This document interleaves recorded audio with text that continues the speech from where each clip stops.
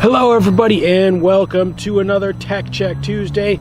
This episode is another one about something that I've gotten a lot of questions on recently, and that is parabolic range boosters.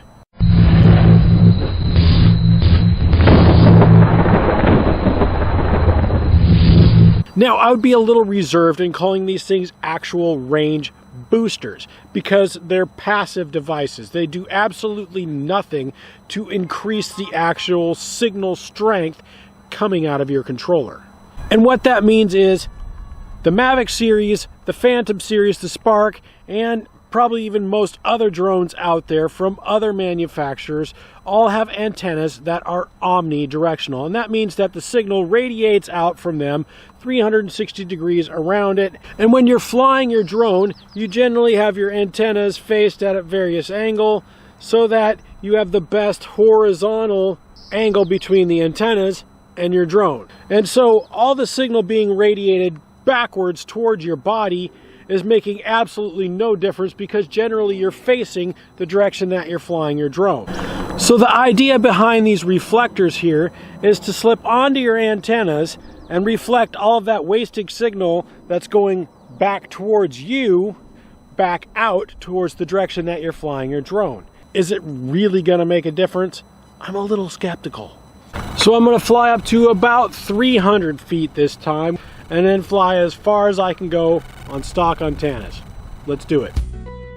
I apologize for the cropped image. For some reason, my screen recorder program likes to screw up every now and then and record in the wrong aspect. And stretching the image too much would degrade the quality and defeat the purpose of this test. During this portion of the test, I will be speeding up the footage.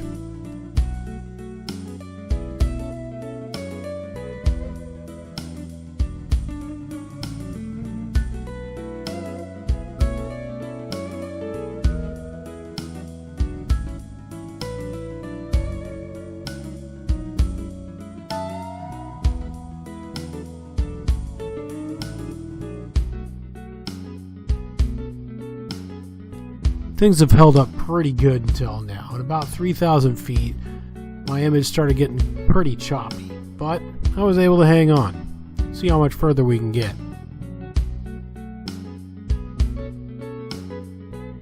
I've just passed 1 US mile, and that's about as far as I've been able to go before on the Mavic Air using the stock antennas. Looks like I'm able to push it a bit further. Let's see how far we can get this thing.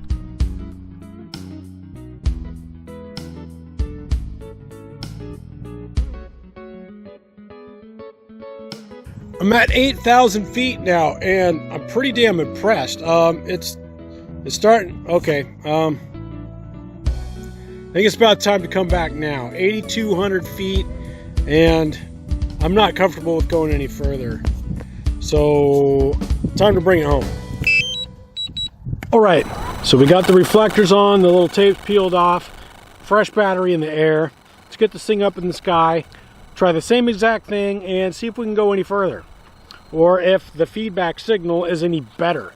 I mean, you might remember after about a mile, the signal coming back was just so laggy and so slow. If I was relying on that to fly the drone, I would have been screwed. Okay, and here we go with the reflectors on, and wouldn't you know, my screen recorder is behaving. And once again, I will be speeding the footage up.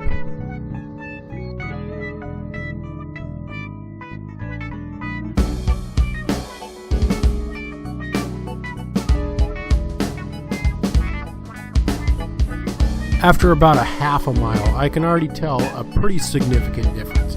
You might have noticed that little blip there, and I actually kind of sneezed and turned away from the drone. One important thing to note, with the reflectors on, it is even more important to try to face yourself towards your drone while you're flying, because your signal is going to be very directional.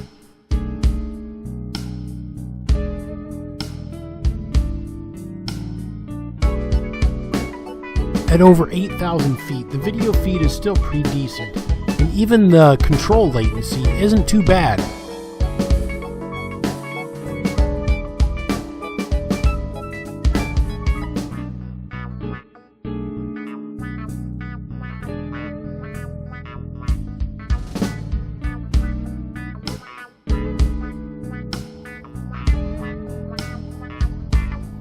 No battery level is low. The aircraft will go to the home point in 10 seconds.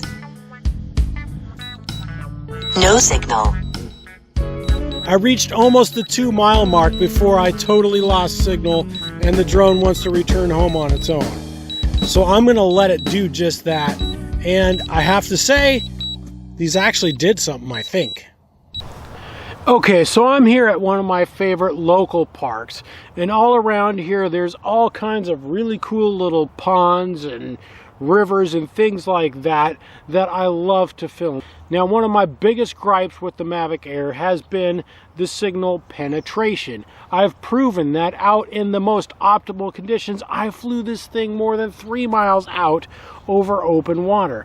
But here in a park like this, the Mavic Air can be less than 1,000 feet away, and I can struggle to keep a strong signal strength to film what it is I'm trying to film. So signal penetration is really where the money is for me.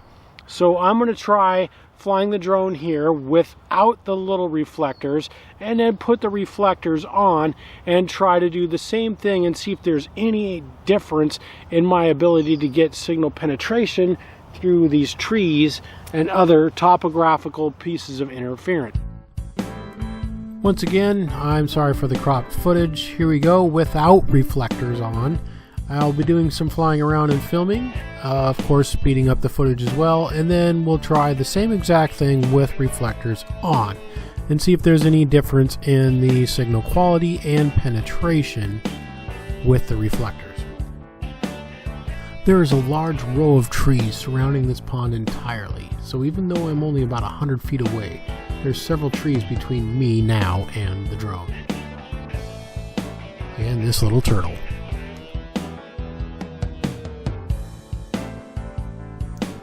As I fly towards this little pond here, there's really not much but tiny little shrubs between me and the drone.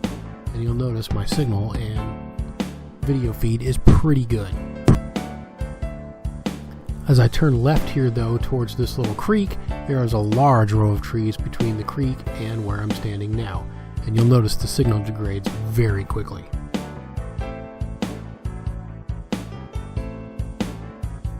Okay, so at 800 feet, I can't fly anymore.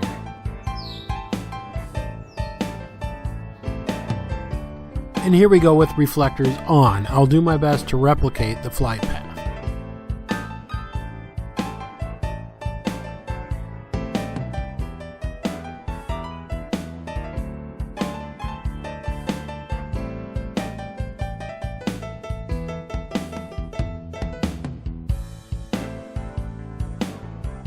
It might be a little harder to tell with sped up footage, but keep an eye on my distance and how fluid the video actually looks.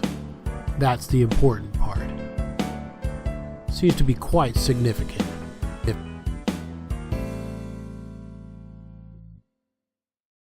So I want to make sure you guys understand something. Even though in some of these episodes I get special deals, or I even actually get little freebies from different companies out there, if they send me something that sucks, I'm going to tell you it sucks. If they send me something that's good, I'm going to say it's good. And in the case of these little guys, I was incredibly skeptical, and in fact I thought they were going to really suck. But in this case, they actually didn't. There is a caveat, however, that you're going to have to do your part in trying to make sure that you maintain the best possible signal line of sight with your drone. If you like this and you want to support this channel, please, you can do so by giving me the big old fat thumbs up. You can also subscribe to the channel if you haven't already. Feel free to share it with all your other friends and family who might be into the same kind of thing. And of course, I love to hear your comments. So thanks again so much for watching. Have yourselves an awesome afternoon, and please join me again very soon.